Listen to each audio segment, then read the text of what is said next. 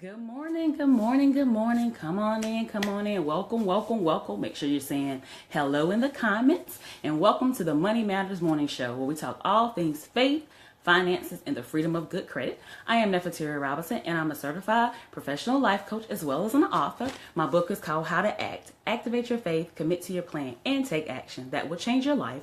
And you can get your copy at bit.ly/how, the number 2, ACT. And today we're talking about mindset, money mindset to be exactly. We're talking about ways to what impacts your mindset, how you can change your mindset, how to establish a good mindset when it comes to your money. So let's get started.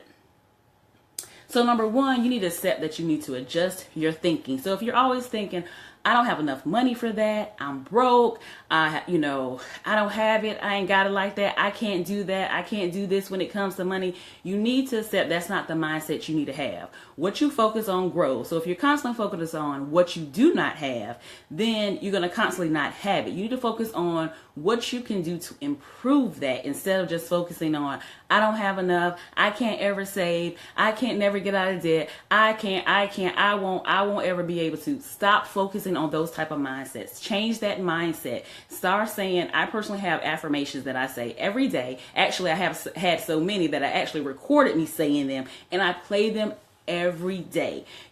So one way to increase your faith is change your speaking, change what you think about, change the things that you're saying to yourself. So, when a negative thought comes into your mind, change that. Automatically, do not allow that to come into your mind. Find a scripture that you can hold on to. Find a quote that you can hold on to. Any of those things that can help you change that mindset of, I don't have enough money, I can't do this, my mama didn't have enough money, my parents didn't have enough money, I didn't come from a 2-parent household. Change that mindset. And to give you a little bit more background about myself, one of the first scriptures I learned, and this is one that you can use as well to help with your mindset, was to owe no man nothing but to love him. For the he that have loved had fulfilled the law. That's Romans 13:8. And that was one of the first scriptures my mom taught me, and that was the beginning of my path to learning all things about faith as well as finances and eventually the freedom of good credit.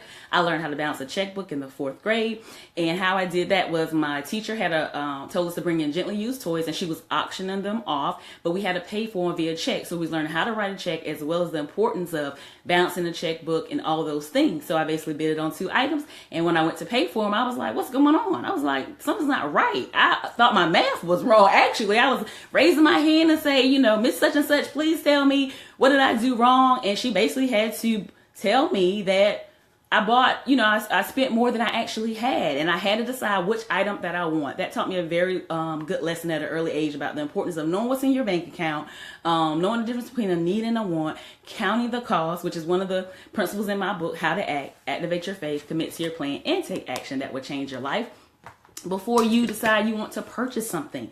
So then at the age of 25, I bought my very first house with no money down and no cosigner, but that took a lot of hard work. That took me saving, which I was taught how to save by one of my aunts. When I got my first job, she told me to save the hundreds and spend the sum. So it taught me how to live on little at a very early age. So if I made $105, I only could spend the $5 and save the 100. And some of you say, oh yeah, sure, you just only spent the $5. I did, because I was one of those children that listened to the adults around me. I felt like they were not leading me astray. They was only leading me into good things. So of course, that is what I did.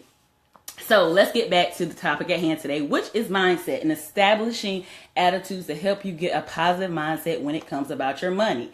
So like I said earlier, sometimes you need to identify what it is that's causing you to have these negative mindsets.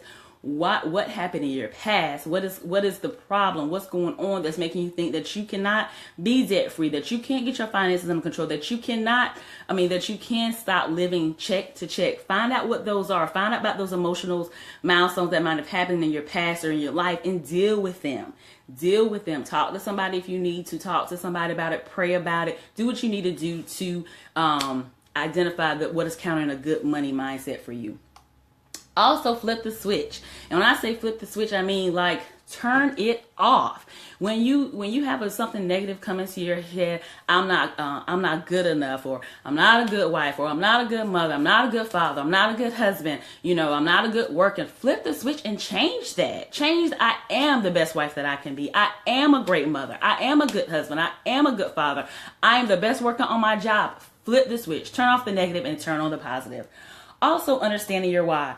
One of my business besties wrote me a message in the wee hours of the morning talking about this. It's very important to know your why. Before you start to do anything, it's very, very important to know your why. Why are you doing it? Why is it important? What is the end result of you doing this? Why is it important for you to get your money together? Is it because you want to leave a legacy for your kids, your nieces, your nephew? Is it important for you to be able to pay off your home before your 30-year mortgage? Is it important for you to retire early? Is it important for you to travel the world? Why is it important for you to get your money together? Realize that motivation, willpower is not enough. Sometimes you got to actually do something. So one of the other scriptures that I love is faith without works is dead. So I'm totally a believer in activating your faith, but I'm also a believer in activating your feet, your heart, your mind, and doing some things in the natural for whatever you're believing in the supernatural when it comes to your faith. Also, start small so you can finish big. Sometimes we have very big dreams, and there takes a lot of small steps to get to those dreams. And sometimes we don't want to take the time to think about doing the small stuff. We just see the big picture, and we're not realizing all the steps that it takes to get there. So just take one step at a time, and you'll eventually get there. Granted, you may have $50,000 worth of debt, but let's just start with the $200 department store credit card that you may have, or the $400 medical bill you may have. Let's just start small so you can eventually enjoy the success of completing the big goal to get your debt completely paid off. Also, hold on one second. I'm checking my notes. Okay, so that's it. So really quickly, just to recap the mindset principles and what you can do to help with your mindset is that you have to accept that your thinking needs adjustment, number one. Number two, you have to identify what is the counter mindset. Number three, flip that switch, turn off that negative and turn on the positive. Understanding your why. Know why it's important for whatever it is you're trying to reach when it comes to your money goals. Also realize that motivation and willpower is not enough. You actually have to put some action. You can't just talk yourself into, sometimes you can talk yourself into doing some things, but you still got to get your feet to moving at some point. And also, so those are the 6 that I wanted to share with you this morning about how to get your mindset in order. If you want to follow me, please follow me on Facebook and Instagram at Nefateria Robinson. You can follow me on Twitter at ACT with Nef. Good morning, Shanice. How are you? So, how are you doing today?